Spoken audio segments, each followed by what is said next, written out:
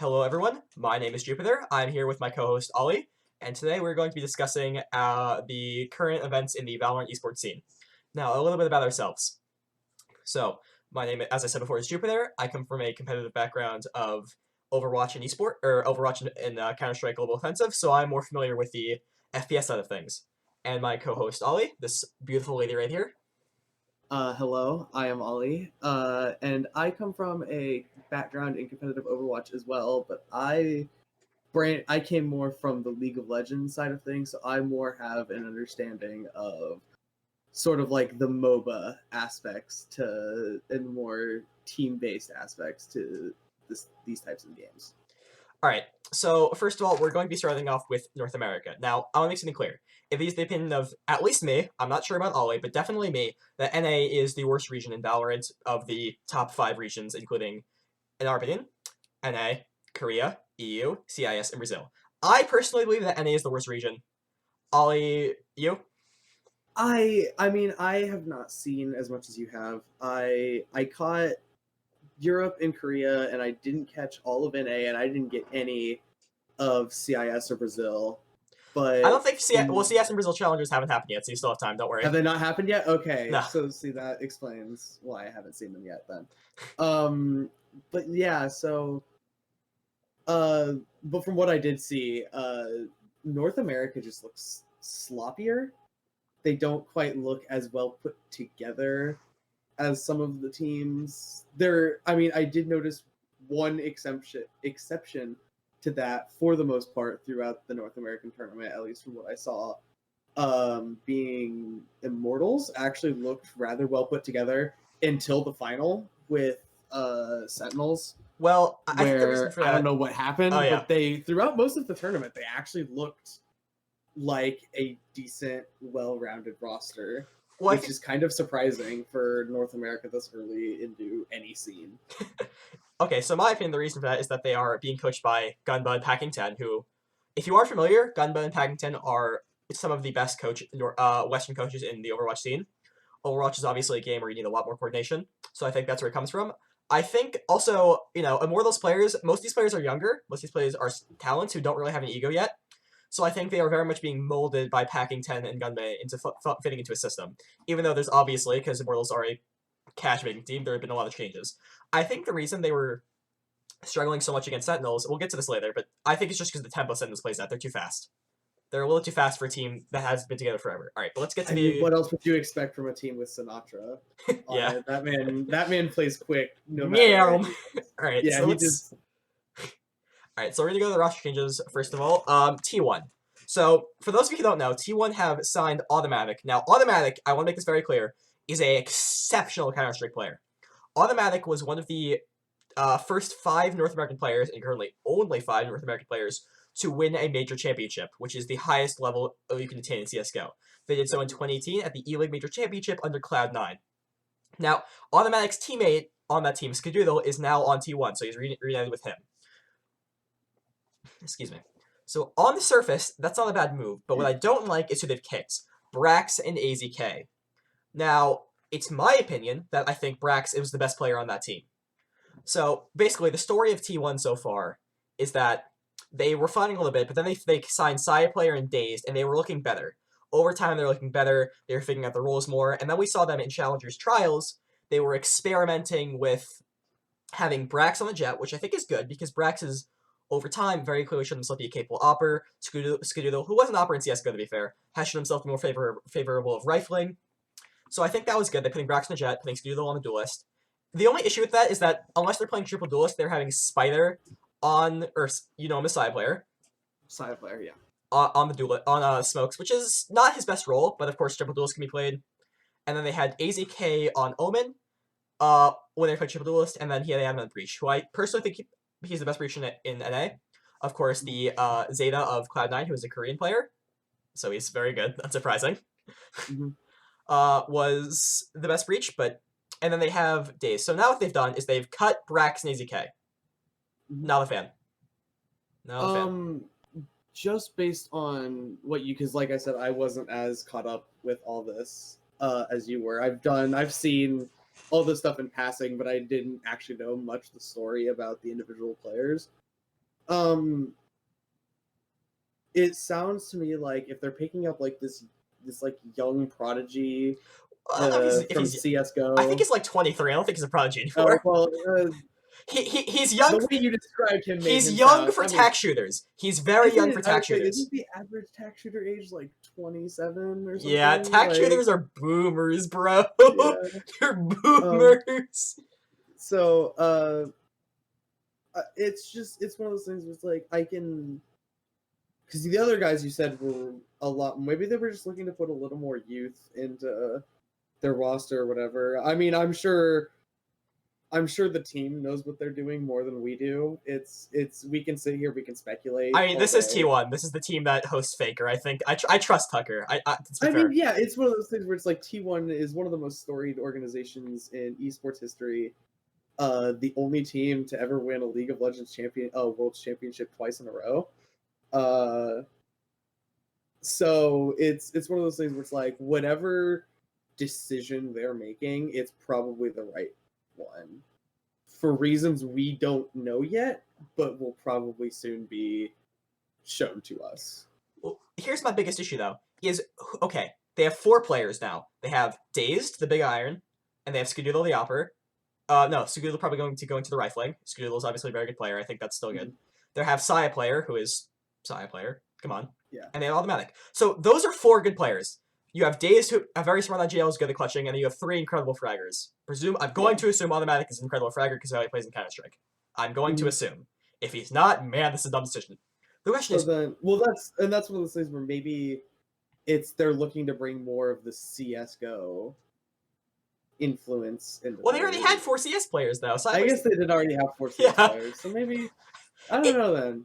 It's weird. Maybe they're looking to bring in someone who is making their name in Valorant. Maybe they're gonna buy one of the Immortals players. We do know Immortals likes to sell their players.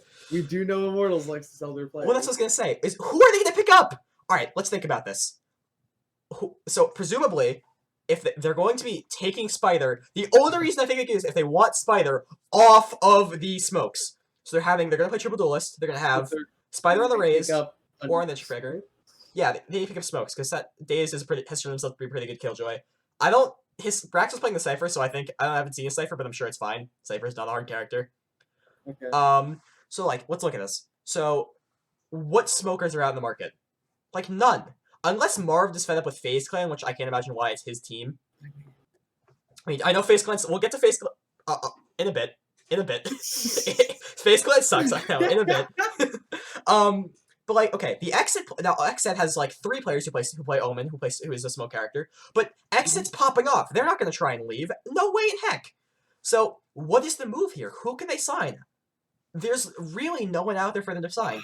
Exit players are going to want to stay signed together as orgs. They just popped off. Immortals players are probably going to stay together because they're finally having like really top tier showings. And then Marv, I don't think Marv's going to leave FaZe Clan. So there aren't, and like also Effie's in Player 1, who could theoretically slot into this team, just got signed to a new team. Yeah, I don't know players really. This is an issue. Like there's on the surface. To me, yeah, just on its face, there's no one they can sign. That's the issue. No names really pop out to me immediately. But like I said, maybe there's like some up and coming player from like ladder that they're trying to, maybe see some potential. And it wouldn't be the first time T1 as an organization has put their faith in a relatively new player to rely on. Are you talking about Faker? I don't watch. No, Faker was not. I don't know what you're referring to. Well, I mean, he was. It's happened a couple times with a couple of their league players where they were like SKT has been like this team where they just like really brought up like just like a player or even like a player from like a worse team that like no one thought was gonna amount to anything. It's not maybe they're gonna go dig around and like some of the teams that didn't quite make the tour. Right, like for trials and stuff, maybe dig around in there and see if there's like a hidden gem they can find. I think Renegade is actually a pretty good smoke player. I don't remember his name, but they have some players. Okay. Also, just saying, the C9 white players are cracked. You could get one of them. Just gonna throw that out there. C9 white's very good. True. All right. So, moving on. Now, the more interesting thing for me is Where are Brax and AZK gonna go? Just kidding. It's FaZe. Go to FaZe. Go to FaZe. Oh my god. Okay. First of all, I know FaZe have a lot of good players, but I think Brax is a firepower upgrade over every single player on the team. No cap. Don't care how good Corey is. Brax is a firepower upgrade. I'm certain. He wouldn't even be there to replace Corey. He'd probably be there to replace Zachary, because he plays Cypher. They're both Sentinel players. Well, and yeah. That's perfect. Also, AZK and Brax are veterans. Yes, they got banned Counter-Strike early in their careers, but they've still been playing the game forever. They can actually bring some structure into this team. And maybe the team doesn't play like idiots anymore, like a ranked team. No, I think that would actually be a really good idea for them. Was maybe to drop some of their Zachary. And also, a little bit of there's some baby bay issues happening on that team as well. Well, yeah. What I would say if I was FaZe, what I would do if I see the player in the market, I would probably swap in Brax for Zachary because they both play the Sentinel, and then I guess I would say because Raucus probably is their most flexible player. Keep Baby in the Jet, keep Corey in the entry fragger, and then keep Marv on the smokes, and then you could add AZK to be your support player to let him play the Sova and the Breach, who's obviously very good at. And then maybe if there's less players in the soaking up all the ego in the room, you can use Brax and AZK to set up their these young fraggers you really want to go in. Because obviously, if you don't know, Brax and AZK are not players with egos. They have never been players with egos. Yeah. Brax attended his first CSGO, this was CS 1.6, the game that predated CSGO, when he was 15. Mm-hmm. This kid, nothing said he didn't have an ego. Nothing is obviously the most well-known player, most veteran player in North American Counter-Strike, if you don't know. So these players don't have egos. I think they'd be a good fit here. And maybe FaZe Clan stops playing like a fucking ranked team. But the issue with that is then that would then ruin the immortal FaZe image of we don't care if we're good, we just want to look cool doing it. I mean, that is their CSGO team. Let's just sign all the big names and have no coordination. Seriously. That's just FaZe in every game they've ever played. FaZe is not, as an organization, is not known for having good teams. I mean, no, they've had good teams. I mean, their CSGO roster had one good tournament, and then they lost to Cloud9, and it was the only European team to ever lose to an NA team in the major finals. Oof. I was mostly thinking more along the lines of their history in Call of Duty. Yeah, but COD was not an esport until 2 years ago. Yeah, just saying. I know, but all right. It's just. All right. This FaZe team could really benefit from having some leadership and some cooler heads, because obviously the FaZe roster, as we know it now, is for former Overwatch League players who we are well acquainted with known to have egos. Rather large heads about them, with the exception of maybe Corey. No, Raucus. I think Raucus has a persona. But I think if you've actually met and talked to Raucus, I haven't, but I've talked. But people say about him. No, I've never personally had a conversation with Raucus. I haven't either. But from what everyone says about the guy, no one actually says the guy has a big ego. Space was on Plat Chat a couple days ago, which for those who don't know, the Overwatch casters have a unofficial podcast on this Plat Chat. Where they spoke with Space, who is an Overwatch League player, who played with Raucus, and he said some very good things about Raucus. So I don't think Raucus has an ego, but either way, I think that adding some CS:GO leadership and some veteranship, obviously more of a CS:GO pro, but not for very long, could benefit the team a lot. Maybe they stop playing like a ranked team, maybe not. We'll see. I mean, but those sweet flicks, man. Sweet flicks. All right, before we move on to challengers, there's just one more team I want to mention, and that's Vision 1. Now, I'm not super excited about this team. All right, but let me just run down the roster. This is a team that I have not seen. They haven't played the match yet. They haven't played the match yet. I haven't. So okay, so I don't recognize any of the players either. So it's just this is gonna be. Let me run through quickly. You're gonna have to watch. So you have Vanity, who was a lot of the current players in NA Valorant came from there was this team called Chaos Esports, who was an NA team who basically was playing really well in North America, but when COVID killed the NA scene, they all left to Valorant. So Leaf of Cloud9 is from Vanity. Steel is mostly in his first time on Ivanpower, but he also played in Chaos Esports Club. And then Vanity, I believe, is the third player now from that team. So you have Vanity, Steel, and Leaf. Steel and Leaf are obviously very good players. Vanity was pretty good in CS:GO. Obviously, the team was not wasn't like earth-shatteringly good in the NAC. They didn't win ESL One Cologne, but they played very, very well. ESL One Cologne, even though it was only the NA teams, is a very highly respected tournament. This is a good team. So Vanity, and then you have two players who. So when Genji entered Valorant, they signed a team called French Canadians, and player one and their player Effies, who was the player I was mentioning before that T1 could sign because he played Smokes, unless he gets signed to this team. Are from that team. Now, Genji never played that well with French Canadians. They just didn't really figure it out. It looks like Genji figured out with the new players in VALORANT Challengers. But they were having some struggles. But now, I'm also the other two players I don't think have a competitive history. Period. I want to put that out. I don't think these two other players have any relevant competitive experience. They might have been CS players. I don't know them. So yeah, this team is not going to make top 8. Period. They might make Challengers 3. They're absolutely not making they're not making it to Masters. No way in hell. Nope, not happening. But there might be some hope for this team. They might bring up some. They might get signed to other teams. There might be some hope to bring up these new players. So that leads me to ask you a question. What teams do you think have of the North American teams that we've seen play, which ones do you think have the best chance of making Masters? Okay, so 8 teams total make Masters. I'm only going to mention 4 teams though, because those are the teams that can make it through Challengers too. Okay. So I'm actually going to make a hot take here and not say XSET. XSET is a team that obviously did very well in Challengers. That's the whole story of Challengers. They've been grinding for a very long time. They're a very coordinated team. They're one of the less NA teams in NA, to be fair. But I don't think that's going to carry them against like the real top tier NA teams, because I just don't think they have the firepower to beat some of. I mean, Fliffo is obviously out of his mind good, but other than that, I don't really think they can do it. So I'm going to say Luminosity, who obviously got 3rd. I'm going to say Sentinels, TSM, and 100 Thieves. Now, the reason I don't know what the hell was happening with TSM. In trials they were experimenting and they kind of threw it away.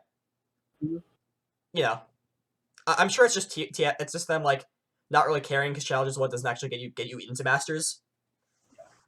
So, but yeah, all right. Let's just make it clear. We're fully moving into Challengers now. We're done with the rosters tonight. We're going into Challengers. Oh wait, actually, one more thing I want to bring up before we do this. Cloud9 is fielding a 6-man roster. They signed this player Poise, I think it is Poiz, who's and they didn't cut anyone. They didn't bench anyone. There's no rumors about that. They said they're signing a sixth man. Why? He doesn't even just stand in. 6-man rosters are like new in Counter-Strike, who's been out for 20 years. They're just started this year in COVID. Like, what? A 6-man roster this early? What is he even going to play? You already have a Jet player in Mitch. This guy's a Jet player. He's only ever played Jet. He's never played competitive match. He's only ever played. I mean, that's not me, I'm sure, but he hasn't played on any good teams. Like, why are you fielding a 6-man roster this early in the season? I don't get it, man. Jack is just being Jack. Yeah, that's just C9 Jack for you. Making moves that no one would expect from anyone, honestly. I mean, I agree with you. I feel like this game, you don't necessarily need to have a lot of flexibility right now. Everyone's still kind of trying to figure out what they're doing, and so everyone can kind of play in their own style, and you don't have to be able to mold to play or there's like at most 3 agents you have to learn per role. Seriously. Yeah, you don't each role has its own very set things that you have to do, and that's it.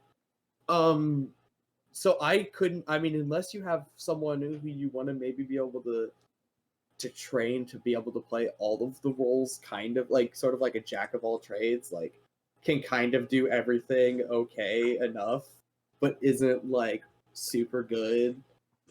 But I don't see why you would need to do that this early into a scene's lifetime, especially a scene that shows not necessarily the promise because I still think that there will be opportunities for Valorant to just kind of shit the bed and die. Brigina.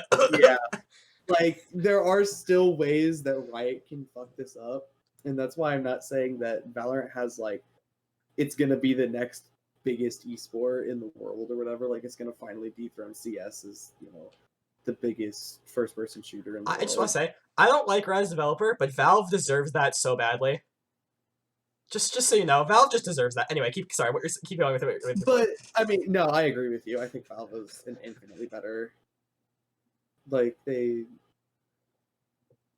Whatever. I think All Valve right. is... Yeah, but so, like, we don't really see a point to the 6-man roster. It seems no, so with us. I don't see a point to it at all. This scene is so young, and, like, it's still kind of trying to figure itself out. So I don't understand why you would already be trying to break a mold that hasn't set yet, is kind of where I'm getting at with it.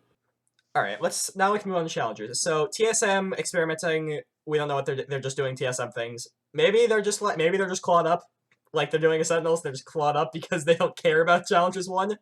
100 Thieves, obviously, they're playing with a stand-in called Silex. I don't think it's clear. They lose, but it's not. I don't think it's Silex's fault at all. I don't think he's a bad player. I think it's just like you obviously. So okay, 100 Thieves are the tactically best team in NA. They're actually a tactically good team. You know why? They have 3 IGLs. They have 3. The majority of their team is IGLs. They have Nitro from Liquid, who had very happily had a kid. Good for him. No, unlucky he didn't get to play because of that, but obviously I don't think anyone's upset over that at all. Steel, I mean, he'll still be back for. Yes, he will be. He is back in Challengers 2. Yeah, so I mean, if they make it into if he's back in time for Challengers 2, they'll be fine. Yeah. So and then you have Hiko, who wasn't always an IGL, but started IGL later in his career and was always, even when he wasn't IGL, he was known as a very cerebral player in Counter-Strike. And then you have Steel, was sharing the IGL with Daves during Out of Power, got banned, was IGL in Chaos when they made that ESL 1 Cologne run. So, you know, I just want to, like, I can't believe that it takes 3 IGLs in NA to play tactically well. Wow. Welcome to North America. It's all about the aim duels here. It's all about the aim duels. That's why Sentinels are so good, because every player on the team is freaking correct. Yeah. Anyway, so that's all it takes to win in the North American scene is just be absolutely nutty, just mechanically. That's all it takes. I mean, I think that, like, Silex, it's not his fault. I don't think they should. I don't know why they signed him as a stand-in instead of just paying him. They actually, like, signed him as a stand-in. I don't agree with that, but he's a stand-in, so I think he probably doesn't intend to, like, whatever.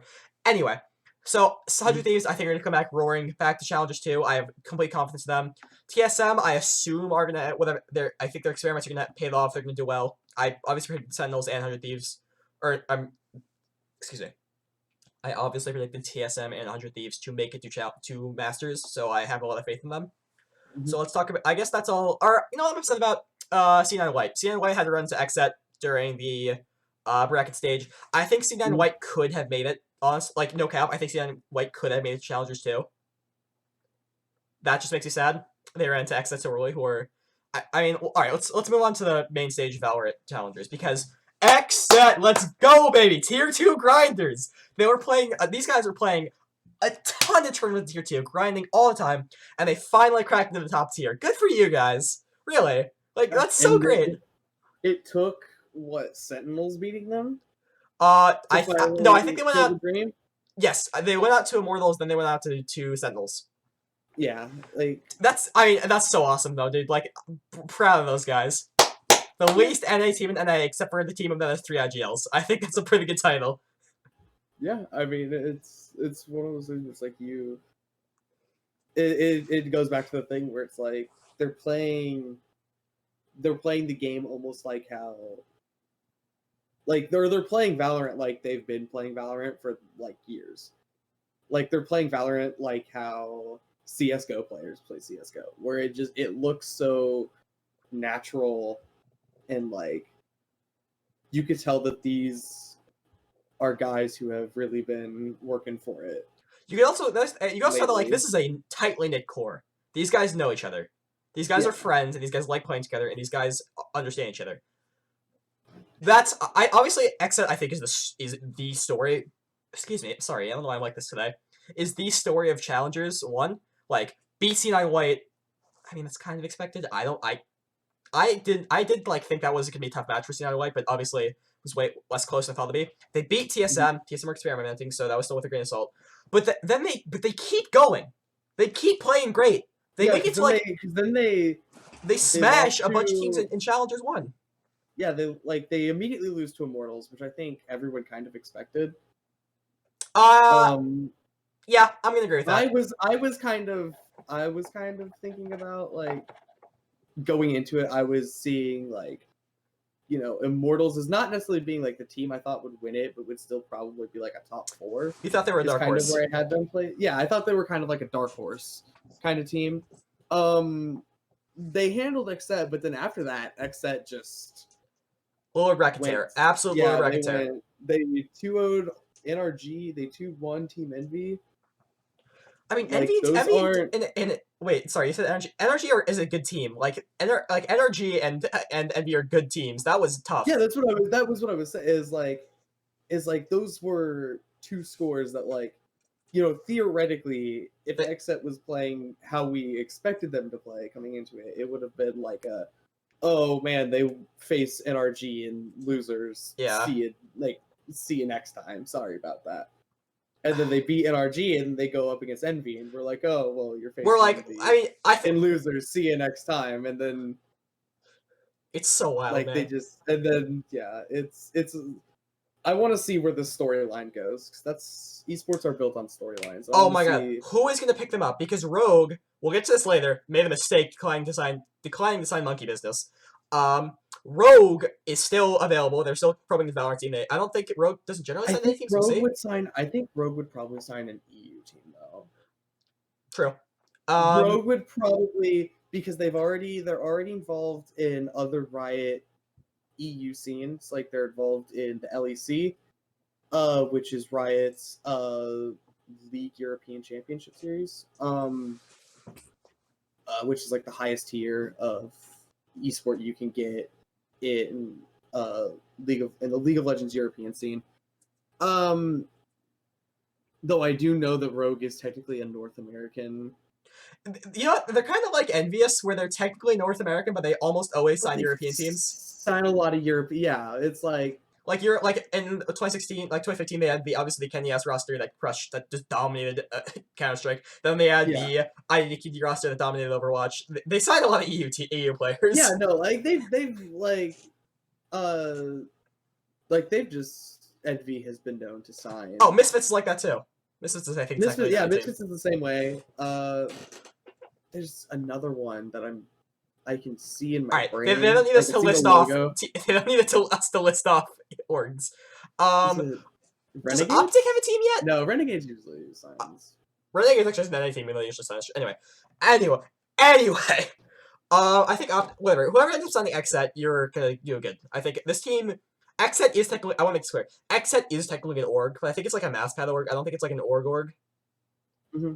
I think they're like Forza, where they're not like a giant org, but they are taking an organization to pace their players, so not bad. Still probably an organization that would, you know, make some cash. If a bigger org was willing to throw them a bunch of money to buy their entire roster, they would probably still take it. Yeah. So I guess the question now is, all right. Let's talk. First of all, I just want to say Envy. I think Envy are just playing just kind of like right into Xset. I don't think Envy are a bad team. I think Envy hasn't lost their place in the NA scene. I still think they're very good. I think this tournament was just like they didn't play their best.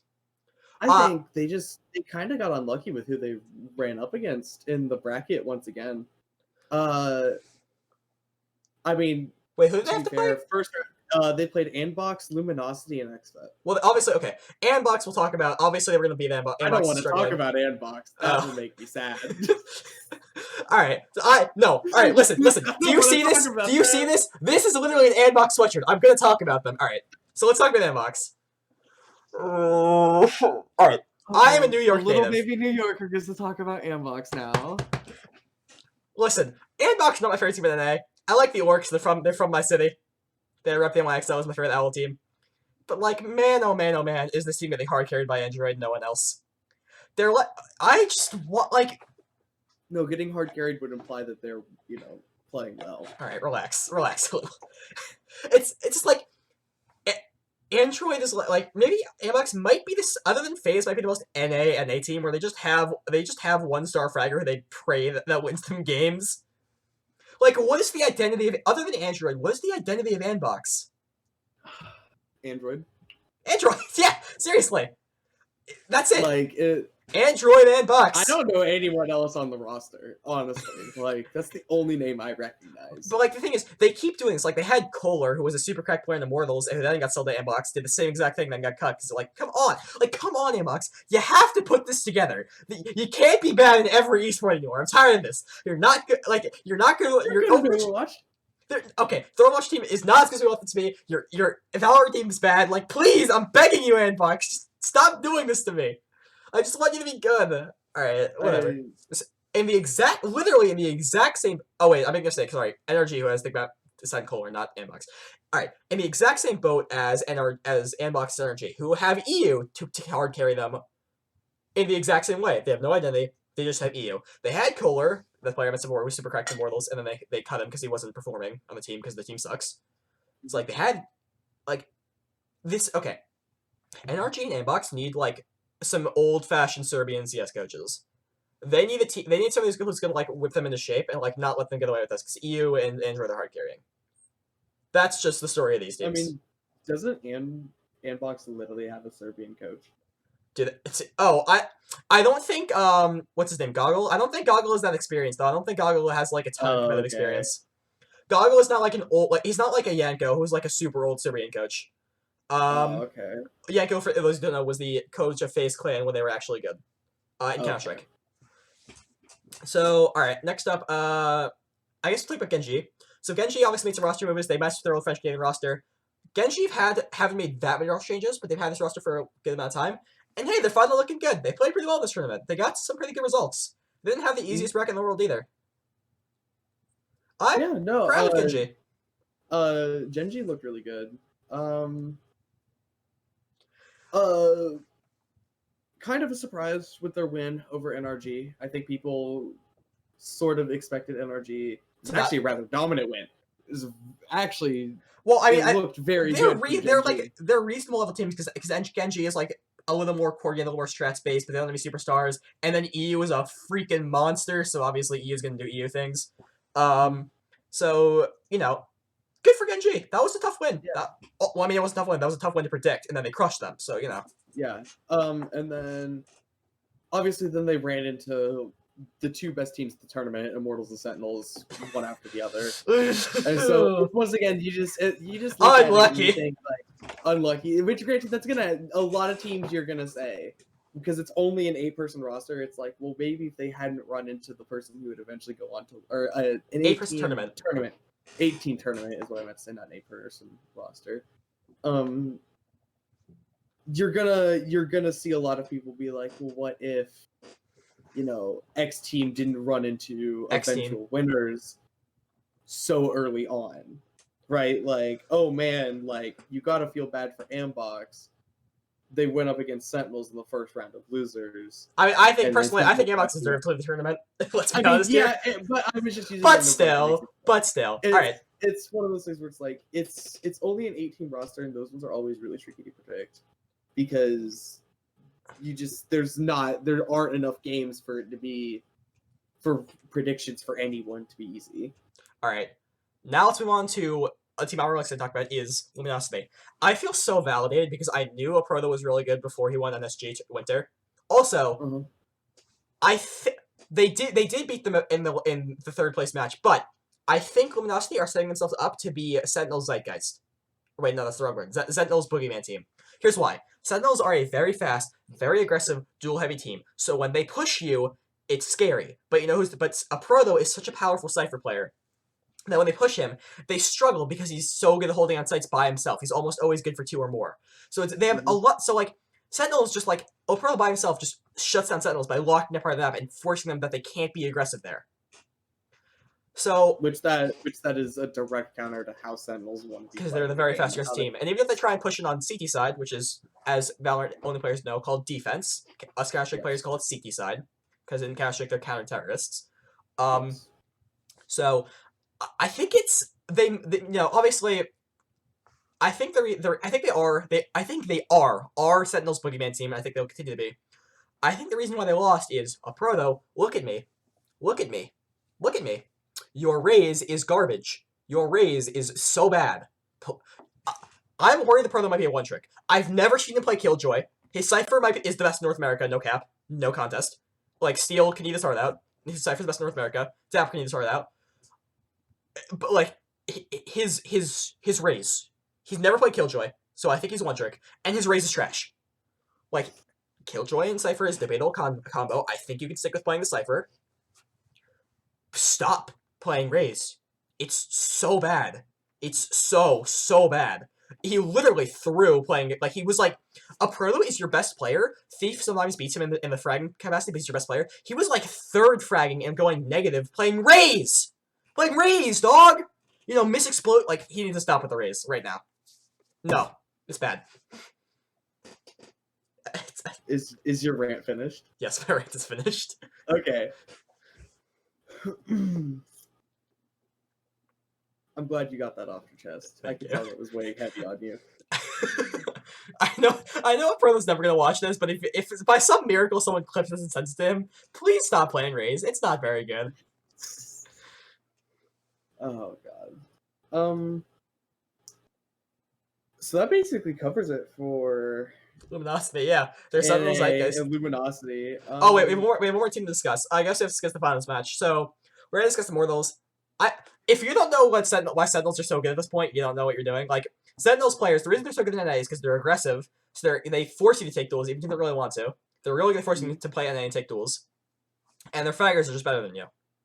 It's really hard to look at a team and be like, wow, Sentinels does not, pound for pound, have better fraggers. Like, maybe 100 Thieves if Dicey is playing well. Like, think about the players. Like, Zoms is a support player, and he's the only player on the team who cannot drop 30 kills in the game. Sick can drop 30 kills. Dapper can drop 30 kills. Shazam can drop 30 kills. And Sinatra usually drops 30 kills. Like, these players are crazy. Sentinels has so much fragging power. They have probably the most mechanically talented roster in North America, if not.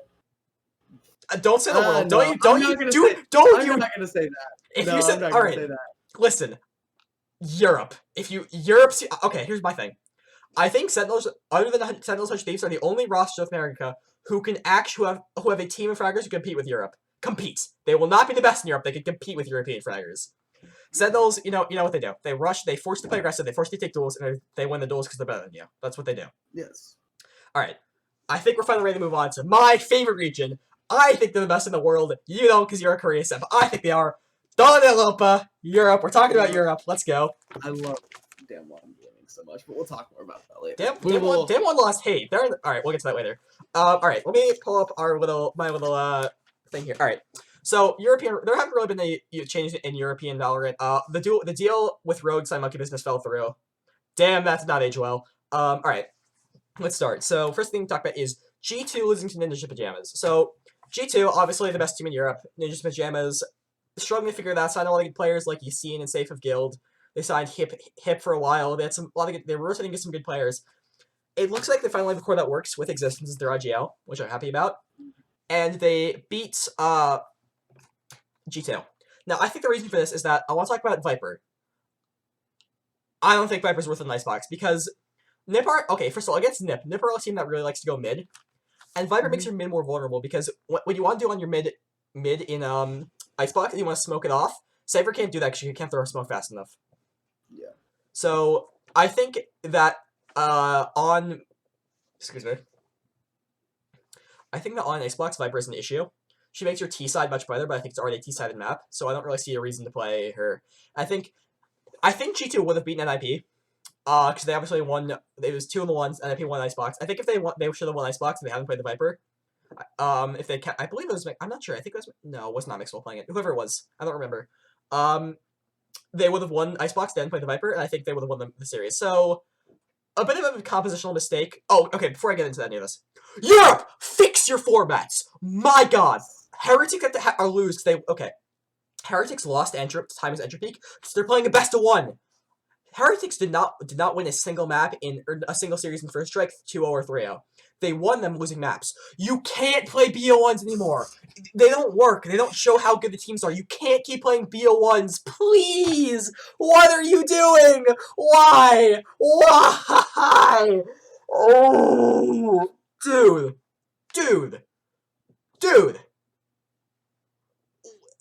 And then, instead of running a bracket or a group, you have teams just play each other. Teams just play 1v1s to get into challenges too. There's no bracket, there's no second chances, there's no groups. You just play one match and you're done. What the fuck?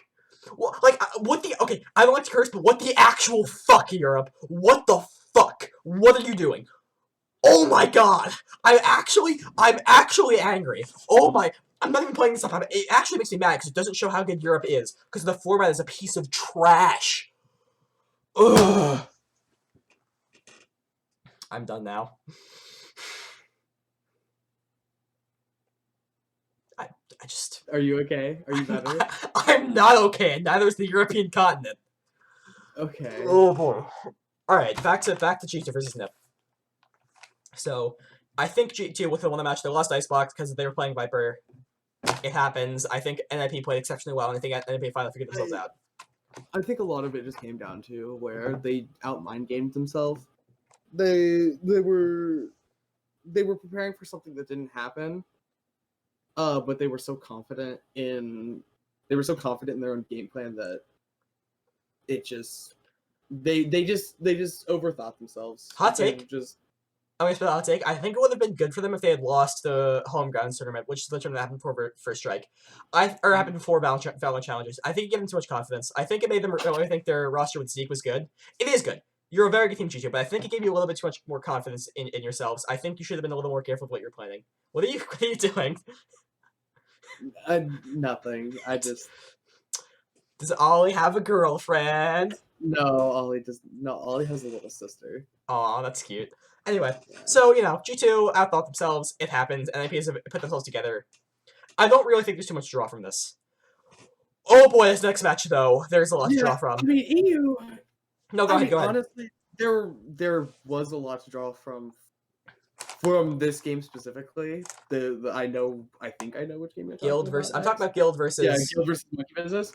Guild! The rest of it, though, I feel like was not very indicative of what I feel like the European region will become. I agree. I totally agree with that. I think the next two matches we'll discuss after are just choking. But anyway, let's get to Guild. Guild is a North American team. I'm convinced. They're all Swedish players, but they play like NA players. No coordination. Yeah, no good strats. They just take aim duels, and they force you to push in on that. Or no, instead of forcing you to push in on them, they try and take space, but they don't take mid. That literally, I think like Monkey Business left mid open that whole map, and Guild was just like on Ascent. I mean, they left Arches open on Ascent the whole map, and Guild was just like, I'm going to choose to not push Arches ever, and they went like 9-3. They got like 3 rounds on their T side, dude. Like I know it's like Ascent is a CT sided map, but my God, man. Yeah, obviously whatever they're doing isn't working that well in Europe, so I feel like they should just should probably take some time, think about what they want to do, and go from there. Like, I'm hesitant to tell this team to make roster changes because they're such a well-knit group. Like, this team played together under the Bonk name. Obviously, Safe left before they got signed to Guild, but they got signed to Guild. They stayed together, and then Safe came back. Like they're clearly friends. I'm hesitant to break the kind of coordination up, but like it worked for Genji, so maybe we'll see. I feel like once they figure themselves out, I really do think it's just a matter. The players are obviously very mechanically talented. You can see that. They know that they're very mechanically talented. Draken certainly knows. If you don't know Draken, wait, I just want to say something. If you don't know, Guild's a player named Draken. Draken is famous for having 2 things: a lot of confidence and missing a lot of op shots. Draken is the player who, quotation marks, only hits the hard ones. The meme with Draken is that if you peeked him, like, let's say this is the wall, and he's looking here, and you peeked him just walking out, he would miss you. but if you like jumped, like you can't hit some Valorant and CS:GO obviously, but like let's say you like raised back over the wall and like spin around, he would like instantly flick to your head. The joke was that he had a 30-degree window where we would always miss, and that was within the normal peak, like where you would think about easy op shots that like me or you can hit. So Dragon also was known for having a lot of confidence. He was like a very confident opper. So yes, these players have a lot of confidence in themselves. No, it's very obvious that this team is mechanically talented and has the ability. They look like they can go places. It's just a matter of will they sort of kind of taking a step back and thinking like, okay, well, we know we have the talent for this, but we need to build ourselves as like a team. Like they obviously, like you said, this is a team that's been together for a while. Someone left, but then they immediately came back. This is obviously a group of people who like each other. They probably at least tolerate playing the game with each other. If they could figure out how to work together as a functional team, I feel like they can go somewhere very quickly. All right, the next map I'm actually angry about. Like, the next match I'm actually mad about. Okay. Oh, boy. Let me just calm down. So, Fnatic lose to Wave, and here's why. They smash Wave on their map pick. They barely lose Wave map pick, which is to be expected. It's Wave's map pick. Wave are a core, been together for a long time. They are very practiced on their own map pick. Barely lose in overtime. The Viper is a mistake, because the Viper makes your T side on split a lot better. But if you don't play her in combination with another smoke character, then your CT side is trash, and I would think that'd be fine on split. I think it'd be totally fine. It's split, but they lost 7 straight CT rounds. Yeah, 7. You can see where on split, the most CT-sided map in the entire game. You can see where the practice was put in. Like you could see that they had a game plan. It was just a failure of execution. They kind of just let it. I wouldn't even necessarily. They probably let it get to them.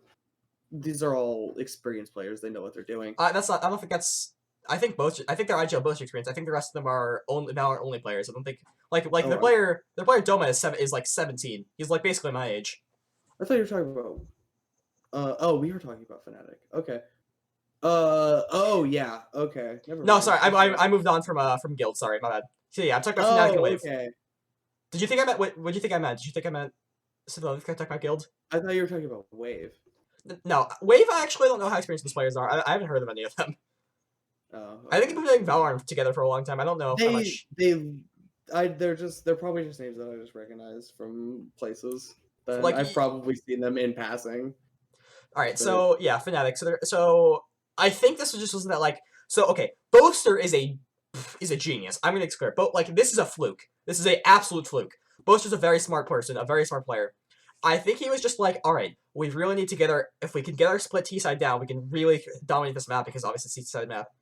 I think he wasn't prepped for how under practicing your CT side could like really fuck you over. Yeah, 13-6. Oh, I can't get over the fact they lost 7 in a row. It wasn't a pretty match. It really wasn't a pretty match. It wasn't fun to watch either. It was fun up until then. It was the first 2 maps were fun. The first 2 maps were fun. Maps were very fun. The first half of Split was fun. Then they lost 7 straight on CT side. That's not fun. That's not fun at all. It's just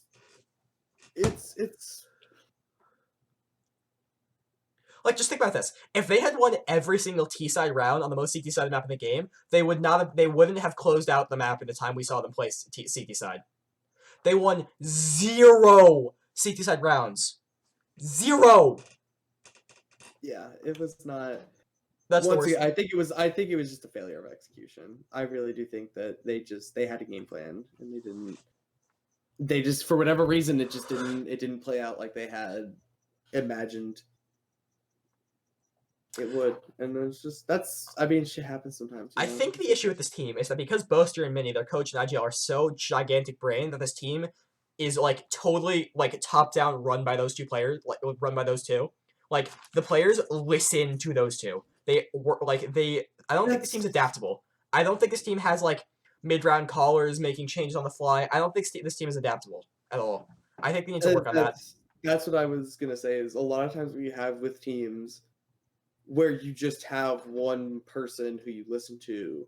Like obviously, you always need to have someone who can. You need an IGL. You need an IGL. Like you need someone who can lead the team, but to also not have anyone else on the team who can make those important snap in-game decisions. But then you also need to have someone who can back that person up, who can also think for themselves a little bit if they need to. And I just don't see a lot of that with Fnatic. I think it's weird you call them Fnatic, right? Because there was someone I've seen for so long. It feels weird to say Fnatic. They are Fnatic though.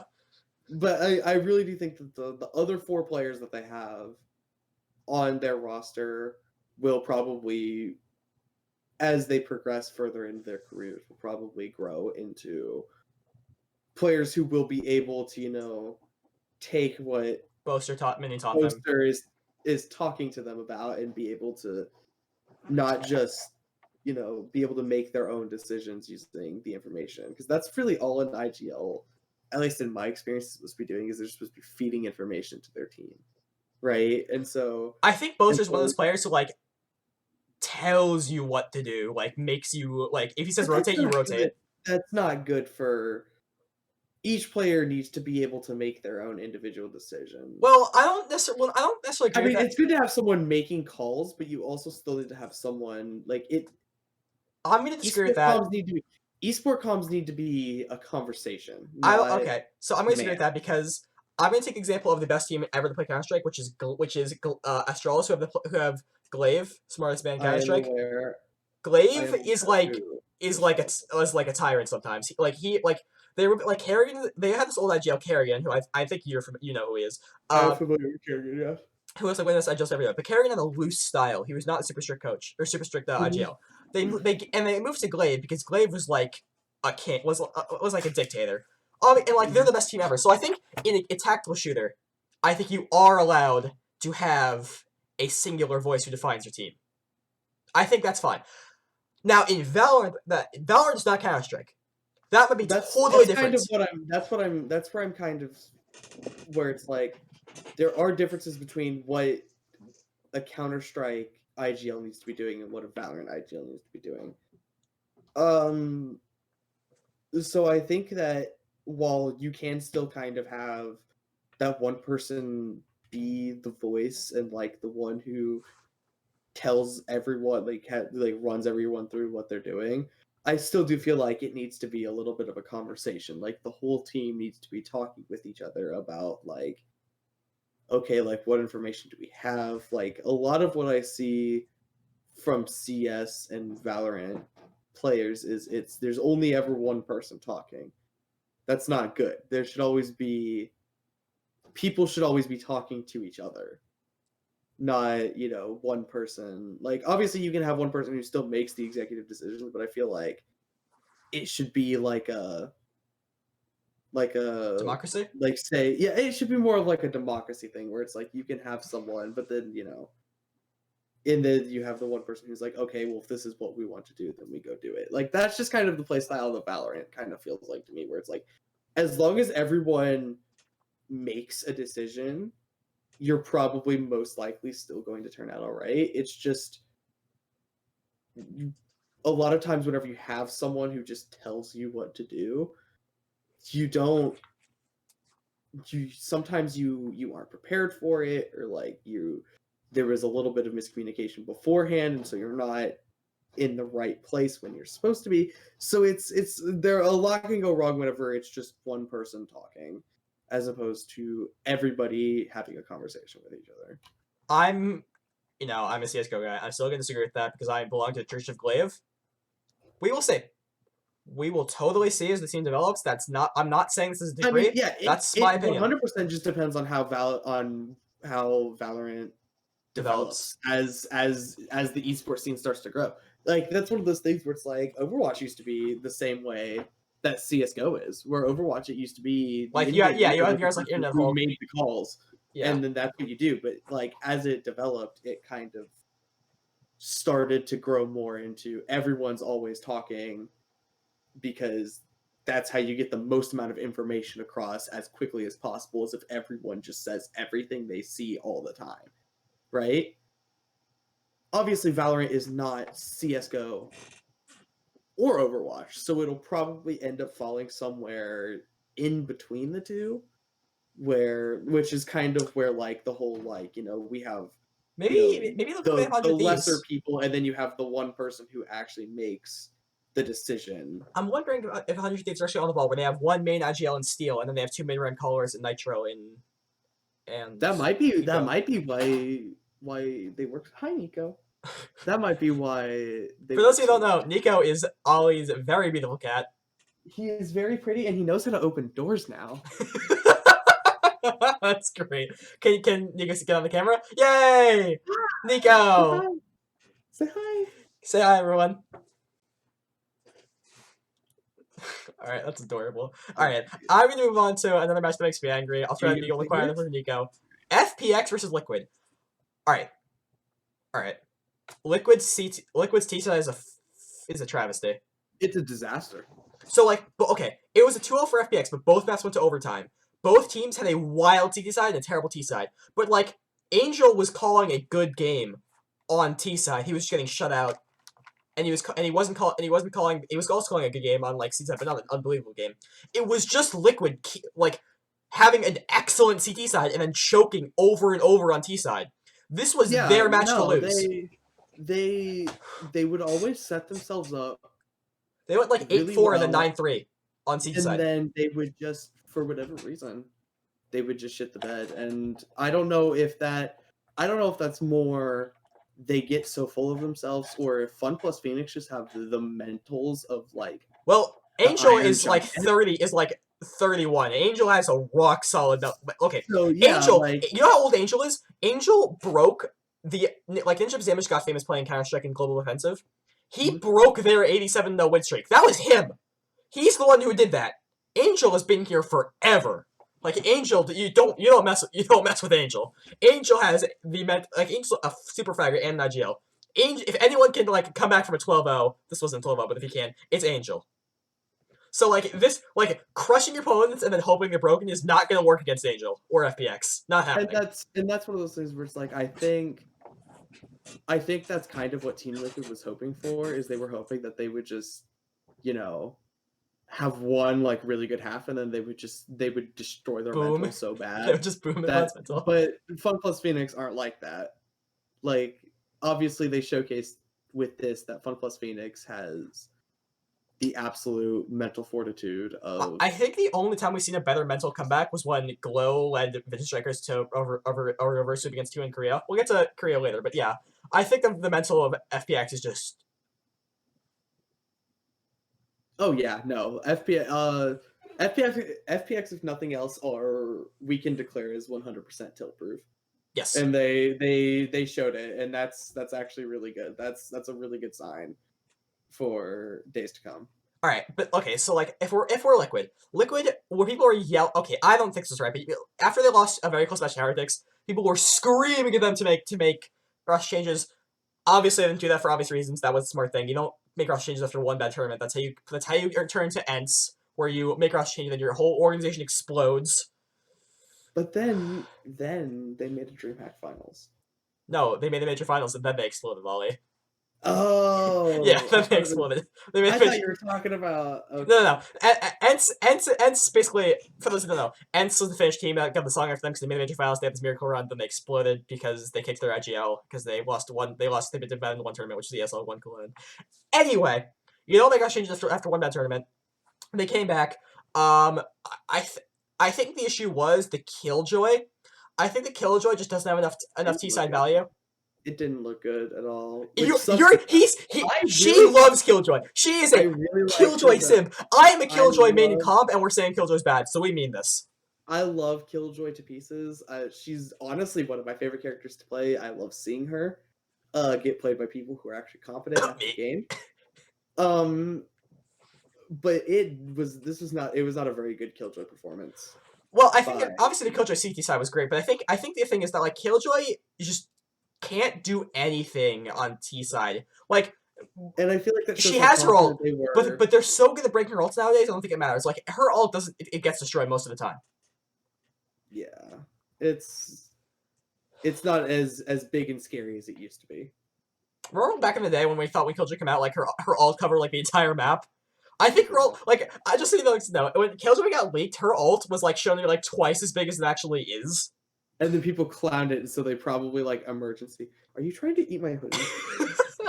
Oh, Nick, I love Nico so much, guys. He's so cute. Chaotic. All right, I think we've talked enough about Europe. We've decided that like Viper is. I don't think Viper we see. Viper's not worth it. Well, wait. Killjoy is basically a T side troll pick. Well, I don't know. I think the Viper can be good. Team Liquid straight up inted. And G2 don't do anything. You could still G2. It was the flip. G2 just got unlucky. Yeah. Also, Guild, fix it. Guild, please. Also, I don't know if you heard this. Rogue obviously declined inside Monkey Business. So Guild. So for this to know, Rogue's in talks with AKM and Tavik to sign what is now Monkey Business, which has the old Overwatch. All right, so like an Overwatch. 3x Rogue Overwatch players. Not at the same time ever though. I want to put that out. So, Tavik and Unco run. Nope. Misfit 3-way trade. Misfits Luminosity. Rogue. They swapped Tavik for soon. All right, so let me just explain. So Rogue had this roster with basically they had Unco and Tavik, 2 players on Monkey Business. But then after they choked, they traded them for all French roster, and they gained Soon, so Soon and Unco played together. Soon and Tavik had never played together, but they are definitely good friends because the European Overwatch scene became a lot more closed later on. So they're good friends. So Monkey Business was going to be signed by Rogue because Rogue has had lots of experience with all 3 of his players.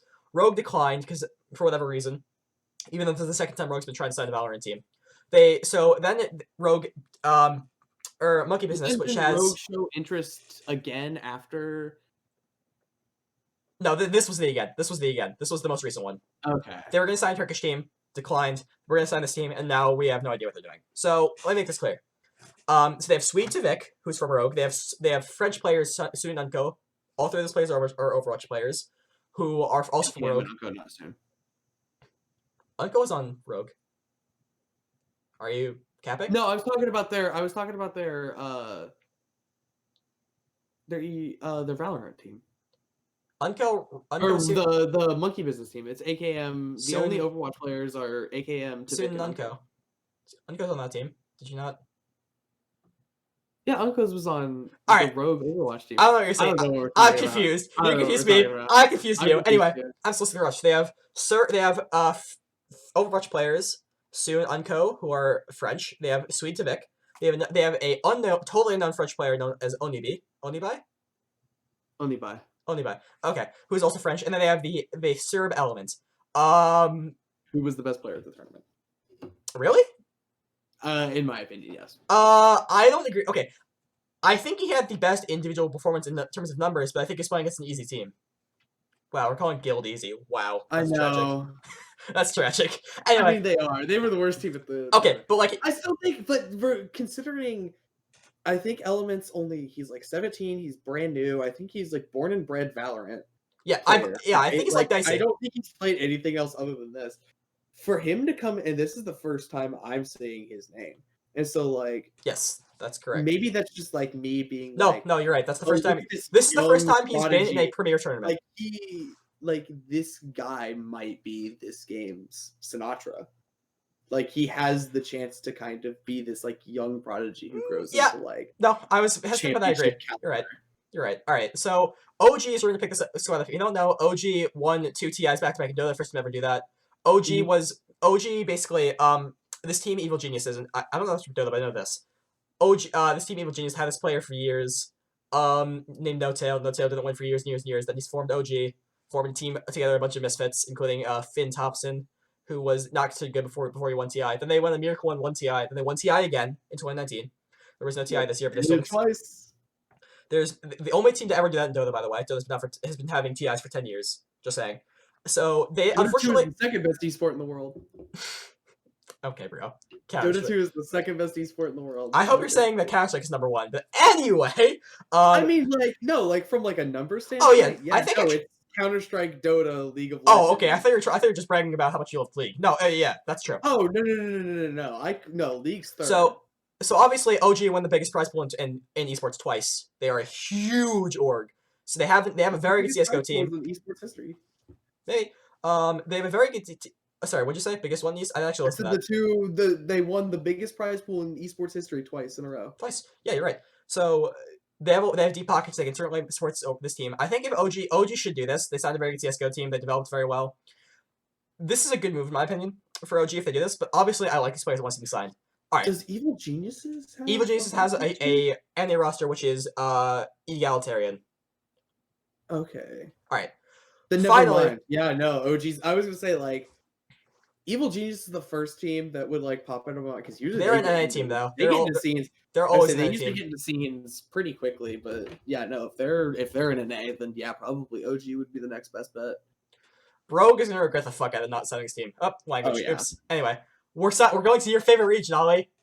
Korea. Yeah. All right. First, they went to Korea. All right. Some short roster changes. Damwon, who is your favorite team, is garbage because they lost Hate, who was the best player. Hate and Rizzy left. Hate was on Cloud9 Korea, is arguably their best player, and now he's gone. No faith.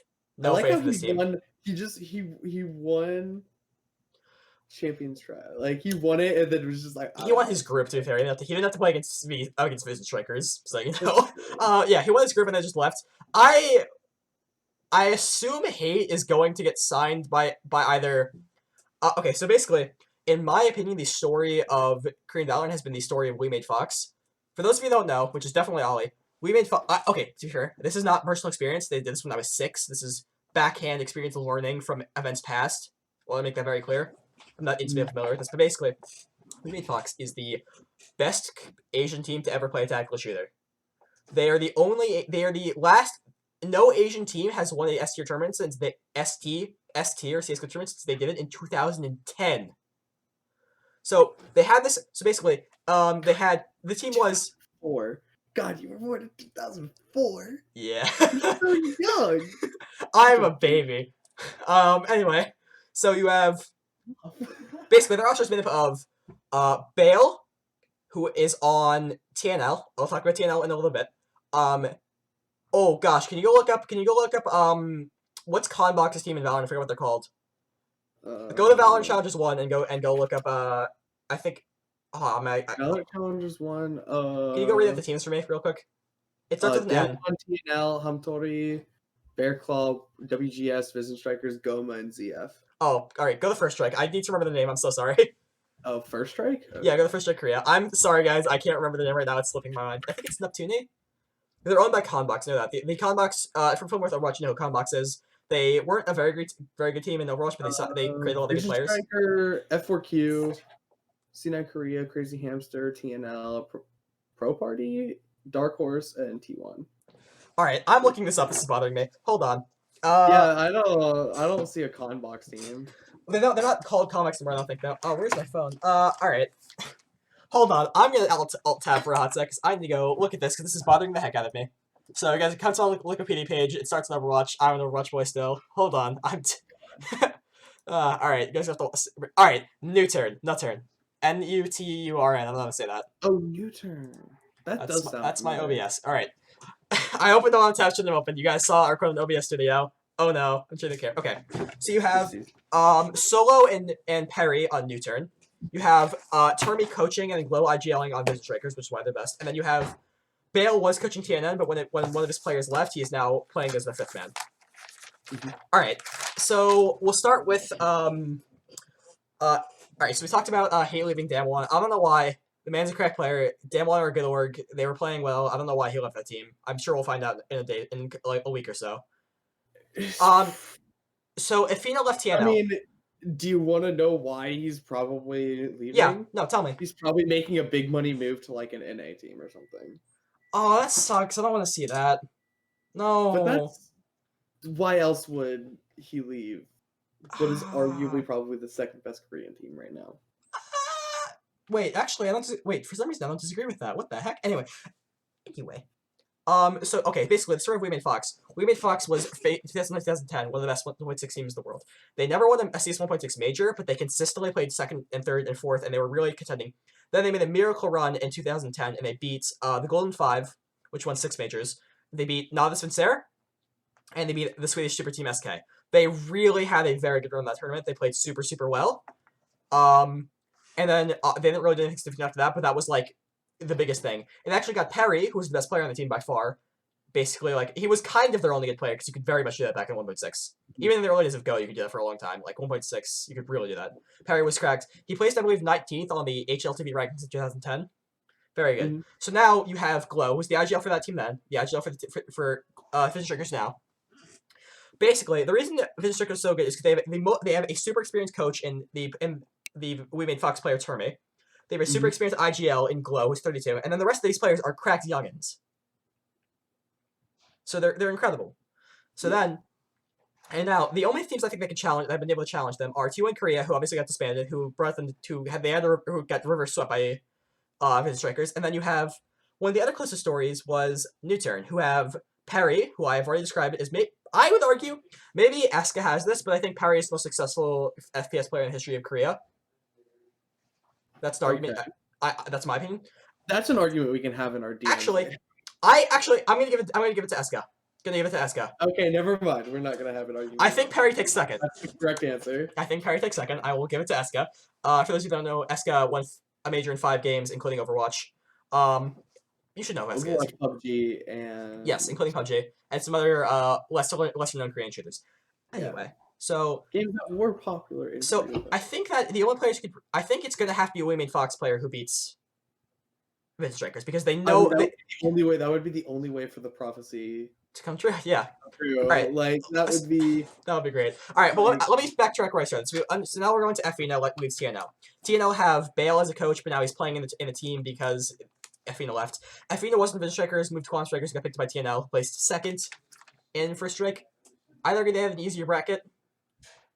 Obviously, Vision Strikers were the opposite bracket. They didn't have to play Cloud9 Korea, who I was said was the second best team. Yeah. So TNL. Vision Strikers definitely got the harder bracket.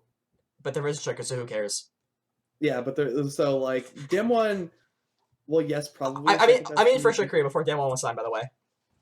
Do what? I'm talking about First Strike Korea, where before Dem1 was signed. Just want to make that clear.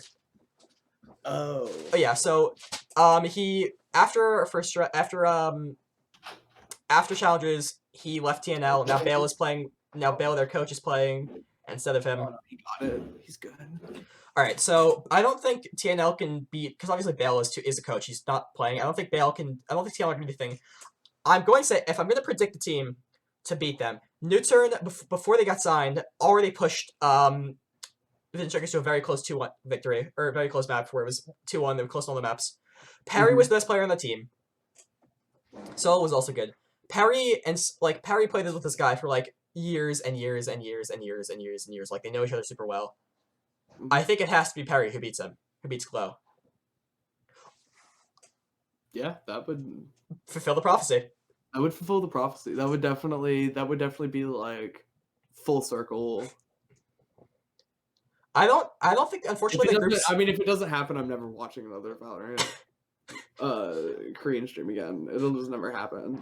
What the heck? I'll go full EU simp. Wow, no respect for NA. Oof. Why would I respect NA? They're garbage. I don't know. I thought you'd be a homebody. All right. Listen, I live on a farm. That doesn't mean I like it. Anyway, so yeah. So we've got the roster changes. Now we need to cover Vision Strikers. Challengers. So yeah. So we're gonna talk about, okay. So Bear Claw was a team formed out of Vision Striker show. As always. So there were 2 groups. Vision Striker was not in one of them, so obviously Damwon got to win the other group, because Damwon had Hate, who I think is one of the best players in Korea. Hate left now for a big money move, you assuming. I don't know why. We don't know why. I'll figure out later. They won their group. I mean, maybe he's just done. He's like, fuck it, I won. I'm good. See ya. I don't think anything else. Be like, all right, I'll dip. As far as I know, nothing else significant has happened in that group other than just Damwon having Hate and winning. And then the other group's more interesting. You have Bear Claw Gaming. So Bear Claw Gaming came out of the ashes when C9 and T1 were forced to drop the Korean rosters. By the way, Riot, dick move. Wrong mistake. Bad move. Yeah, no, that wasn't. I feel like teams, especially because what are the likelihood that two teams? I mean, and like it's not like Riot has ever had an issue with teams owning multiple or organizations owning multiple teams in the same league in the past, regardless. So I don't see why owning two teams. I in actually different leagues wait. would I ever think be it's. an issue. I actually think it's because the region. Okay, I don't know if you know this. They also regional locked casters. Like if we, let's say we get let's say hypothetically we start casting NA, we're not allowed to cast Europe or Korea then. They also I think Europe is like regional locking Valorant really hard. I don't know why, Surprise me. but that's what they're doing. So I think that's why. Anyway, so Bear Claw Gaming kind of signed. I think they signed one player for one unknown player, one player from Cloud9, and then 3 players from T1, and then they played a good match against Vision Strikers, but like Vision Strikers are just too much for any team to handle. So they ended up losing that.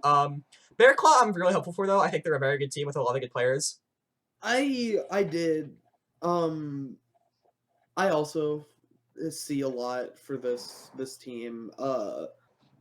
Another team who I do want to kind of give a little bit of credit to, WGS with GameStar. Yes, they played better than I expected them to. They also played very well. Obviously, I consider them getting out of their group an upset. I consider that an upset. That was impressive.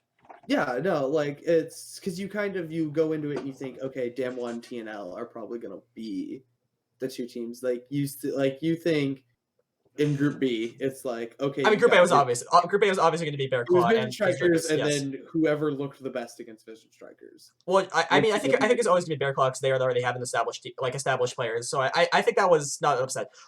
Group B was an upset. WGS first of all for the org clap Oh. for the players clap. I mean, that was very good. It was a very good all around performance from a relatively newcomer to esports. Like WGS has not been around for very long, but they looked good. They looked like a team who this was just another day at the office, just in and out, did their 8 hours, and then it was impressive. All right, yeah, so I want to talk about this actually. Okay, so Korea is surprisingly vandal phobic. I don't think I saw a single vandal in that entire tournament. No, I don't remember. Also, I would say that's a good move, but what you know which region uses the vandal the most? Guess. Just guess. EU. You're right. It's not NA. You think NA would have big egos super fragging like one tap everyone. You think it'd be NA. Well, no, it's EU. And that's what worries me. EU is still overall more mechanically talented than NA is. I think EU is the most mechanically talented region in the game. I could see Sentinel getting away with running some vandals. Maybe Immortals. But every team in NA or in EU can just be like, well, okay. I think EU region in terms of fragging is like maybe second only to Brazil, and Brazil is like. Brazil's nuts. We'll touch on Brazil in later episodes, but if you guys aren't watching Brazil, you should be watching Brazil. Anyway. I haven't even. You need to, bro. I'll be honest. I know. Well, later, after the show. Anyway, so I think okay. It worries me about two things. First of all, I think that this worries me that the fragging power in Korea isn't as strong as it probably should be, considering most of the players in that scene are like 20. Like, Korea is the youngest scene overall. Korea, it's all young, up and coming. Except for the We Made Fox players, obviously. Except for We Made Fox, but like most of it is it's mostly up and coming players who don't really have that much experience. One notable exception to that is Zumba. Yeah, I was waiting for that. From Hamtori. So Zumba is, for those who don't know. Before Overwatch League, the pre-Overwatch League Overwatch Esports team was the best flex tank in the game with no contest. Nobody even tried to challenge him for his spot. There was no one in the game you could say was actually maybe Mickey. Other than Mickey, and no one actually tried to take that spot away from him for a while. We kind of knew Mickey was like a diva one trick. Zumba could also play the Zarya as well as the diva. Yes. He could also play a pretty decent Roadhog, which was uncommon for an It's still uncommon for Korean players, except for maybe the guy who got 5,000, which is the highest number you can get. Well, maybe achieve the once in Overwatch. He's like those are the only two players who ever played the Roadhog in Korea. Anyway, so like Zumba is a super good role player, and I'm excited to see where he goes, even though Hamtori kind of did not play as well as They we didn't hoped. play as well as you would expect them to. I think. I mean, obviously they were pulled into a group with Vision Strikers, so already they were They kind were of getting second competing at for, like, most, and then they they were played Bear competing Claw. for they were competing for one slot between 3 teams. It wasn't like an even 50-50 for them. They had a 33% chance of making it. Yeah, and I think Bear Claw is just a better team And overall. Bear Claw just Bear proved Claw them was like, we were worried about Bear Claw choking because they're from different teams.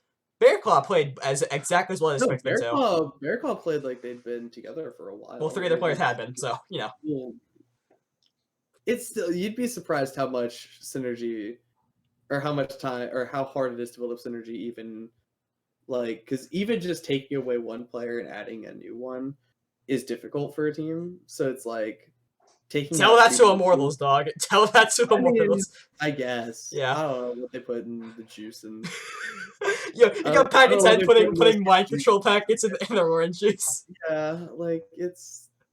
Uh, I don't know. Immortals is crazy. But yeah, I mean, but- they did just.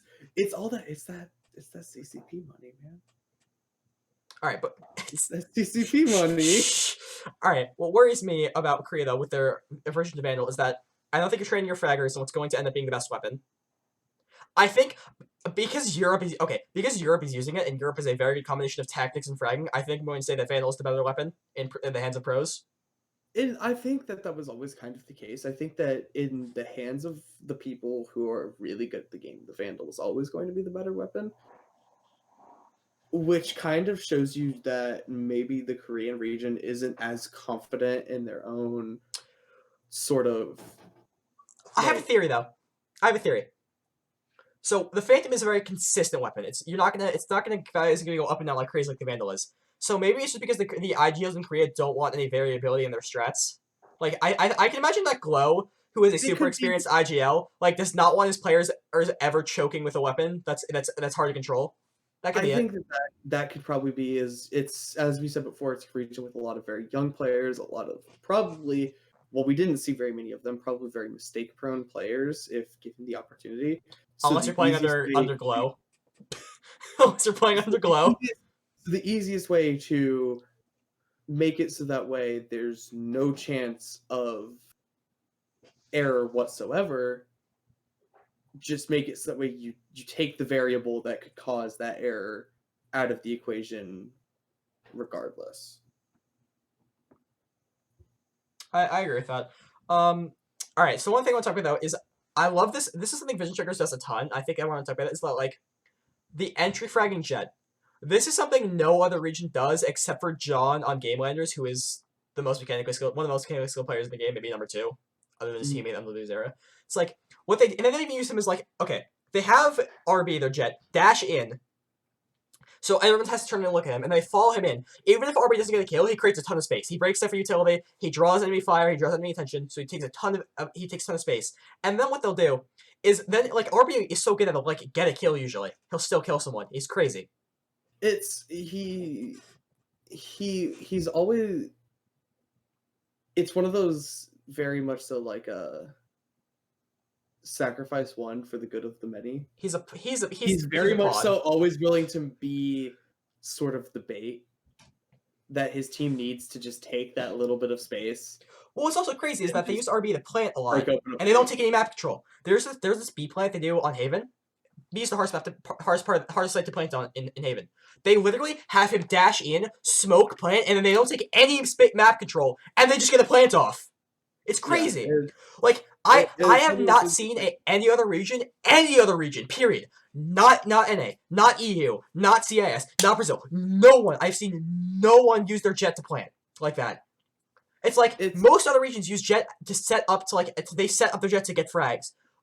Korea, Vision Strikers use their jet to set up the rest of the frags. It's crazy, dude. It's so cool. And they are probably the most tactically sound team. No, that's not even a conversation. Objectively, the best tactically team. No one can even compare. Not Angel, not whoever G2 is having IGLing this day. Not any like no one is comparing to them in tactics. Not even the team 100 teams with 3 IGLs. No way. Vision Strikers are the best, most tactical team in Korea in Valorant. Not even close. So that poses a question I've wanted to ask you for a while now, but I've been holding off. Say that we were to get like all the top teams from every region at one international LAN, do you think that right now Vision Strikers would win the whole No. thing? Vision Strikers are going to get stomped by the fraggers in Europe. Maybe not stomped, but Vision Strikers do not have the fragging power to beat European players. Like, they only, like, lowest, they only have 4 fraggers. Which I know is only 4, but, like, every team in Europe has 5 players who can frag the frick out. Except for Liquid, who basically rely on Scream, Link, and Cryptix. Like, if they were into G2 would outmatch them in fragging power, and their strats are good enough that they wouldn't be outpaced completely by strats. Okay. I think it's like, what I think about Korea is that because everyone's trying to beat the Strikers, I think this region is going to develop tactically super fast. I think this team is developing faster than any other region. But right now, I think the first Champions Tournament will be won. It's like League. I think the first Champions Tournament is going to be won by the more experienced European players. But then eventually, as time goes on, it will start to get dominated by... Not dominated. Europeans have 20 years of tactical experience. This team is gonna, like, Europe is gonna have a hand in this race. No way. Korea will at some point win a Champions Tournament. Maybe not this. I don't think it's gonna be this year. It could be the year after that. Genuinely. The only team. Okay. Here's the thing though. Other than like the only way NA or Brazil can win, like here's the thing though. I'm saying Korea wouldn't win, but like here's the thing. You know who could win? NA or Brazil, because if NA Brazil, like let's say like Sentinels play and all 4 of their fraggers pop off and Zombies plays support well, who's gonna beat them? Or like, what if Game Landers have MW Zera and John and another guy popping off? Those are the best 2 players in the world, and they have another good player. How do you beat that? No, that's one of those things we'll never actually know until we see something like that happen. Which is happening this year, probably. I'm just gonna point that out. Happening this year. Probably towards the end of this year. I believe it's happening in December. So, what I want to say is that I expect a lot of good things from Korea, but I think they are so far behind Europe in terms of individual skill of players. And Europe already has very good strats and can catch up in strats. So I am concerned that Europe has too much of a head start. Okay. So that's the final verdict for today is Europe number right 1. now is Europe, probably... Korea, NA, Brazil, CIS. I'm sorry, CIS, but you have like 2 good teams. Okay, where do Turkey and Japan placed on your list? I'm gonna take that. I assume that was a joke, but I'm gonna take that seriously. I know. I didn't. I'm going to take it seriously because Japan has not played terribly against Korean teams. They have Absolute Jupiter. Which, by the way, dude, Jupiter is the best. Jupiter is so great. Jupiter is the best. Everyone loves Jupiter. Jupiter, just so good. Right, Japan, give us jobs casting. Japan, please, we'll do it. We'll do it for free. We will. I won't even just pay for me to live in a shitty hotel room in Tokyo, and I'll cast it. I'll cast it. That's all. I'll stay up till like 4 a.m. casting from America. I don't care. No, if I'm doing it, I'm moving to Japan. But like, no, like, please. All right. Anyway, so yeah, so I think with Japan, it's just like Japan is just like budget Korea. Their fraggers are okay. Their strats are okay. They've got the one good team who like absolutely dominates everything with a vastly superior tactics and probably the best IGL in the region. Definitely the best IGL in the region in both cases. Well, what I'm wondering is, I think Japan could. I'm being serious. Okay, Japan is not. People think Japan's bad at esports. That's wrong. Japan is the best at. The reason Japan is bad at esports is because Japan's the best in the world at console esports, and they're super good at fighting games. The reason Japan is bad at esports is because they only play fighting games. That's why. I love fighting games in Japan. So, like, Japan has always had the potential to be good at esports. Here's the thing. Because everyone in Japan wants to be Absolute Jupiter, that could push the region to get better very quickly. Same with Korean Vision Strikers. So there's a lot of hope for Japan. There is no hope for Turkey. Of the major, I guess not necessarily they aren't really a major region, but of all the regions that are holding Champions Tours, which China isn't for some reason. What the frick? That's kind of RNG's on Team 2, which is interesting that they're not. The RNG is enforcing riots. And anyway, what were you saying? I think that Japan and Korea definitely are probably going to be the fastest growers early on in the scene, and if they can catch up with some of like the European and CIS teams, they will be very scary. later in Valorant's life. I absolutely agree with that. I will say that I'm pretty adamant about Europe winning the first Champions tournament. I think Europe is just so far ahead. There's actually let me show you guys a tweet. I want to point this out. The best player, one of the best Dapper, who is the Sentinel player and Sentinel player, mostly Sentinel player. Did he plays in has Sentinels. Comments to say about Yeah, he said EU Valorant is way above any Valorant at the moment. True fact. That is the best player in like the best player in NA telling you for a fact that Europe is better. I'm just saying that's pretty tough to contend with. I mean, I believe him. I agree with him. I definitely think that NA is probably the weakest of the three main regions that we've talked about right now. I think NA is 100% stronger than Brazil. Okay, if Brazilian players can't just frag like if Brazilian players can't just frag out like monsters because they're literally the exact opposite of Korea, then they're better than yes, NA is better. I think CIS is better than no one because somehow CIS because like here's what bothers me. There needs to be more crossplay between CIS and EU because I don't know what's going on with CIS because there's no comparisons. A lot of there are a couple CIS players competing in EU. Yeah, but I think most of those players have almost like Angel's CIS player, but Angel has played on a bunch of pan-European teams. He's not really a region player.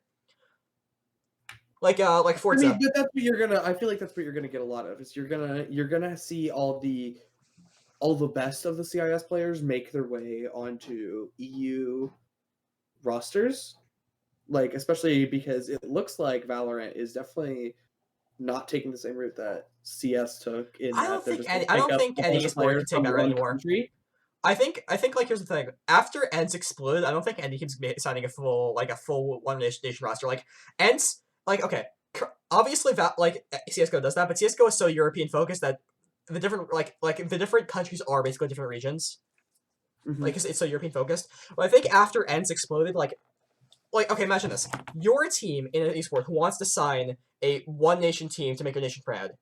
ENCE tried that; they made the major final, and then they exploded. Do you really want to do that to yourself, or you can just sign a mixed roster? No, I understand why teams, but like you still think about like for most of its history, CS was very much so dominated, but like by Swedes. Valorant isn't doing that from the beginning. That's just kind of surprising because even Overwatch from the beginning, it was a lot of just teams would pick up like the best players from like the country that looked really good at like the last like international tournament or whatever, or a country that was surprising. Like a lot of the earliest super teams, like Overwatch teams, were like just teams that performed well at like World Cups, where like orgs just went in and were like, oh yeah, remember how Lindsay High picked up Zunba? Like you guys are like the one that pops into my mind. Rogue with the 2016 French World Cup team. They came in and they were like, okay, we're going to buy this team. Like, we're going to buy these 6 players from their respective teams, and we're going to just... I don't think they bought all 6 of those players. I think they bought 2 of them because they didn't add soon later, and then they had still had Reinforcement Civic on the roster. I could be wrong, but... No, they had gotten rid of Reinforcement Civic were on... They got removed after Apex, right? By the end of 2016. Yes, they removed after Apex.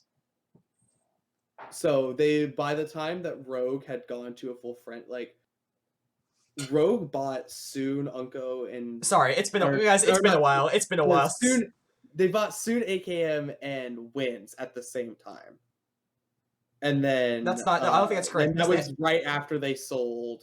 No, that's not correct because they had Wins and AKM on the team that played 3 and 4 Civic. They traded for Soon.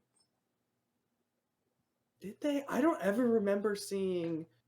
This is important. We can talk about this later. Basically, Wins playing together. We can talk about this later. Anyway, the most important thing that we're trying to focus on here is that like the most important thing is that we're focusing like we have pretty like we're expecting CS players to move over to Europe because European Valorant is not like one nation. There's no like Danish super team Astralis. There's no like G2 French team. Well, G2 isn't French team anymore, but there's no Vitalities. There's no Navis. There's no like one nation super teams anymore. Which I think is good. I think it's gonna make Europe better. Not sincere. The one CS organization that I actually kind of keep up with. You know why? Because they haven't won a major yet, and it still makes me cry at night. It still makes me cry myself to sleep. They're also all Ukrainian. Whatever, man. Anyway, they're all Ukrainian. I don't know. Not anymore. Well, not anymore. I think only Simples is Ukrainian anymore. Yeah, Simple's the only Ukrainian left, but they started out all Ukrainian, and that's what. Yeah, I know. Simple being the last of the old dogs holding out. I think Flamey's been on the roster longer than him, but I think that Simple is the last player for the majority of the Ukrainian team. Yeah. Yeah. Anyway, so all right, let's recap the episode. So we're gonna end right now, I think. All right, so what we've said is that NA is having a lot of shakeups, and I think it's good for the region, but they need to get their shit together. They need to stop playing so puggy. It needs to, yeah. NA really needs to just pick a style and go with it. You've got too many teams playing their own way, and it's not working for them, obviously. So Europe, their formats are a travesty, but their teams are the best in the world. I think that we're seeing a lot of good pairing European teams that aren't like it's good. We're not seeing stick to regions. I think VALORANT Challengers 1 was a bad showcase of the European talent. I don't think we're going to see many, some of those matches happen again.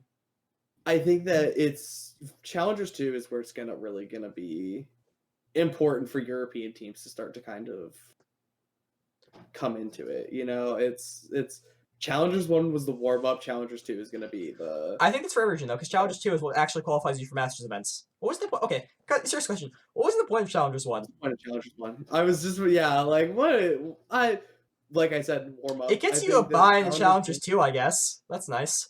I mean, yeah, because is Challengers 2 still just going to be 8 teams? Yeah, exact same format, but now you get into Masters instead of Challengers 2. Oh, well, but then Challengers 3 is going to be 16, right? No, it's still 8 and 4 of them get into Masters. 8? Oh, but if you qualify for Masters, you can't play in Challengers 3, probably. Yes, that's true.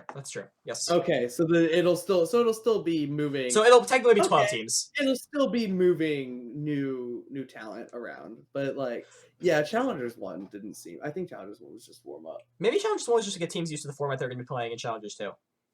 Probably. We'll see. All right. So, and with Korea, we decided that Korea, incredible tactical region. Vision Strikers are going to get. We think Vision Strikers are going to get upset by one of the We Made Fox teams. Please, Perry, do it. You can do it. I believe in you. I know you're not even close to the best player on your team right now, but I still believe in you for some reason. And all right, but yeah. So I think Korea's gonna go really fast because every team wants to be Vision Strikers. Man, all right. I have a question. Do you think watch it happen at Champions 2 or 2? Challengers 2. Challengers 2. Sorry. Here's what I'm really curious about. Do we? All right, I'll ask you this question. Let's end off the episode with this question. Okay. We've established this region.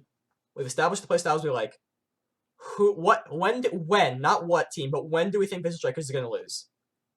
I'm going to say they're going to get upset during the first Masters tournament.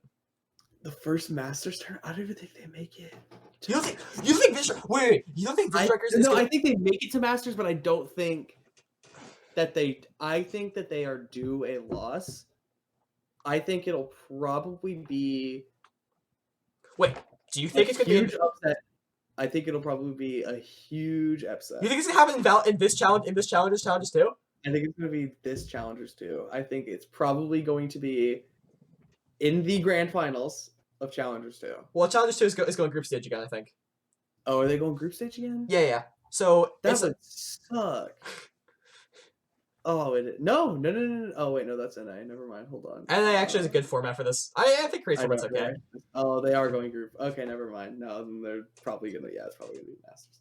I say it's gonna take a bracket to knock these guys out, and I don't think. Yeah, you're right, but they survived our bracket when they were down 2-0. I don't remember this. They actually reverse swept. I told this a few times. They reverse swept 2 in Korea in a bracket. That was the first Japan plus Korea tournament where they were absolutely really kind of choked. They got 4th, which is okay, I guess. But basically, what happened is that T1 Korea came from the lower bracket, won 2 maps straight, and then Korea won 3. Vision Strikers won 3 straight to keep their win streak. They have shown, especially with T1, they're mortal. They have shown that they are mortal. They can gods can bleed, but they lose a lot of maps. They are not they're not. It's a matter of finishing them off. They